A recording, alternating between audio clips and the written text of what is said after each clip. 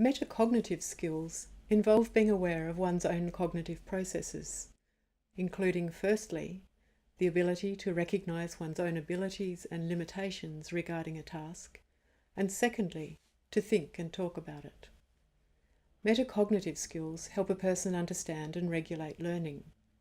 The ability to think about thinking is a key characteristic that distinguishes successful from less successful learners. Research has shown that adults tend to have more knowledge about their own cognition and are able to describe their thinking better than children and adolescents.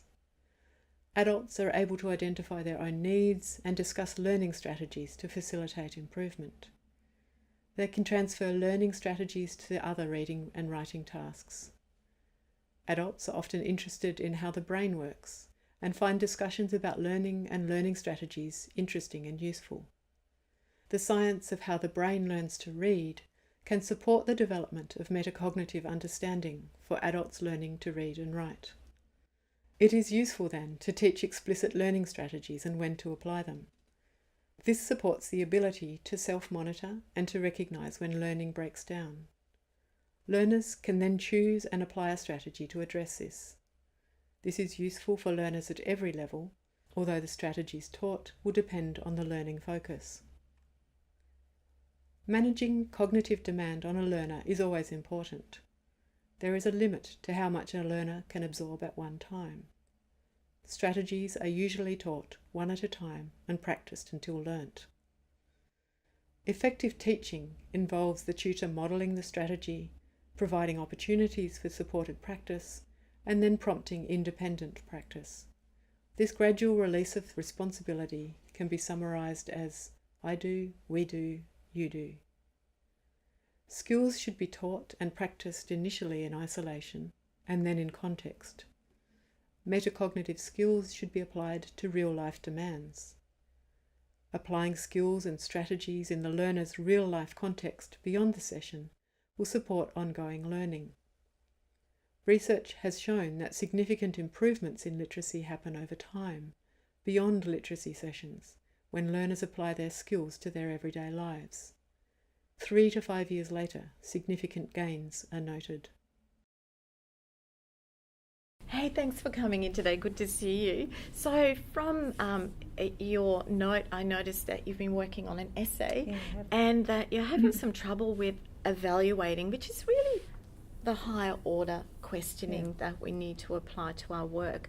Now, we have talked before about these questions, the who, the what, the why, the where, the when, and they sit in this lower order questioning because we can find the information in the text. So today we're going to take a really deep dive into evaluating. So let's read the first little bit.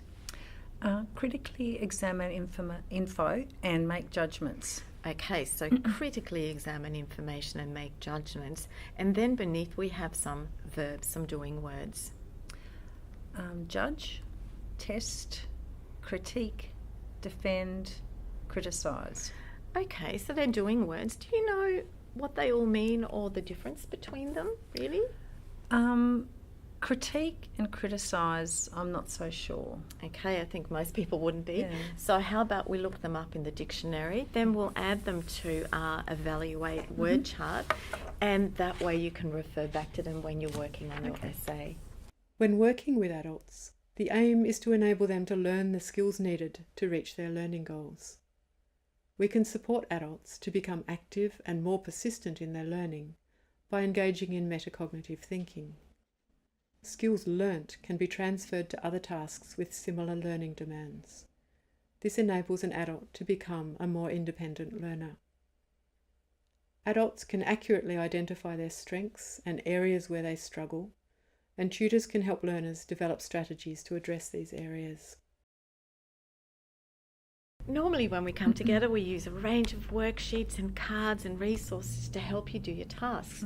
But some of the things we need to think about also is thinking about our learning, how we think and how we best learn. And I've got some prompt cards on the table and I'd like you to have a look and maybe pick one that you think you do really well. Okay.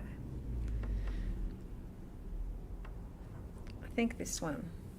Aha, tell me a bit about that one. So breaking tasks into shorter chunks. Yeah, I'm pretty good at getting myself organised and planning. So that's something that I just naturally do. Yeah, so you would read a task and you would just try and work out what I have to do first Steps and I need. second, Yep. and maybe use some of our prompt sheets to help you with that. Mm-hmm. Having another look, what is something that you struggle with or do less well?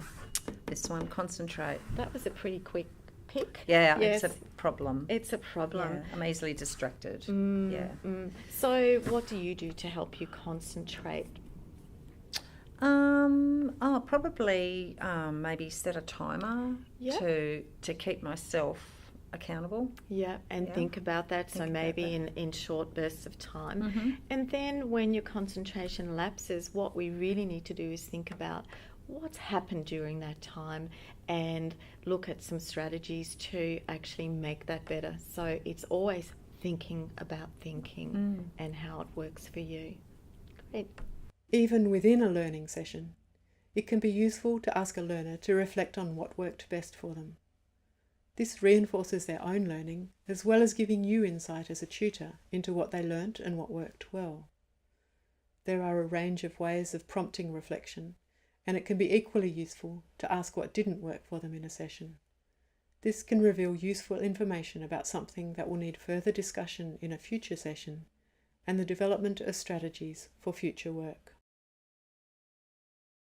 At the end of the lesson, it's a really good idea to have a look at the tools and think about what actually really worked for you. So it's reflecting on your learning, what helped you learn today. So which ones worked for you?